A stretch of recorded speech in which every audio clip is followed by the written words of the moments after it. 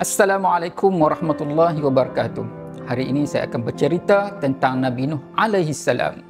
Nabi Nuh alaihi salam ini merupakan nabi yang ketiga yang diutuskan oleh Allah Subhanahu wa taala kepada umat manusia. Semua tahu bahawa Nabi Nuh alaihi salam ini merupakan nabi yang paling panjang umurnya, iaitu 950 tahun. Baginda dilahirkan di selatan Iraq, mempunyai 4 orang anak dan seorang isteri. Baginda merupakan nabi yang diuji oleh Allah Subhanahu wa taala dengan kesabaran yang tinggi. Beliau merasa malu kerana telah berdakwah selama 950 tahun, tetapi hanya 83 orang sahaja umatnya yang beriman. Dan pada zaman Nabi Nuh alaihi salam inilah telah berlakunya kemusyrikan yang pertama di atas muka bumi. Apabila orang-orang soleh yang telah berada zaman itu meninggal dunia, maka orang-orang yang mengikut orang-orang saleh ini telah menciptakan gambar-gambar untuk mereka puja, dan akhirnya terciptanya patung-patung berhala. Dengan dalam keadaan demikian, maka Nabi Nuh alaihi salam telah menyeru umatnya untuk kembali menyembah Allah Subhanahu wa taala. Mereka tetap ingkar. Hanya beberapa orang sahaja yang beriman.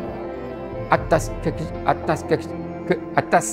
kekecewaan itu, maka Nabi Nuh alaihi salam telah berdoa kepada Allah Subhanahu wa taala untuk ditimpakan azab kepada kaumnya yang ingkar terhadap seruan dan menyekutukan Allah Subhanahu wa taala. Allah Subhanahu wa taala telah memerintahkan Nabi Nuh alaihi salam membina sebuah kapal yang besar. Maka Nabi Nuh alaihi salam telah membina dan mencipta sebuah bahtera yang besar dengan ukurannya 1200 hasta dan lebarnya 600 hasta. Apabila siapnya kapal, maka Nabi Nuh telah memanggil kaumnya untuk naik di atas kapal, kerana Allah akan menurunkan bala kepada kaumnya pada ketika itu. Maka naiklah umatnya yang beriman serta binatang-binatang secara berpasangan, dan Allah telah membuka pintu-pintu langit dengan turunnya hujan yang lebat, dan telah keluarnya air-air dari perut muka bumi.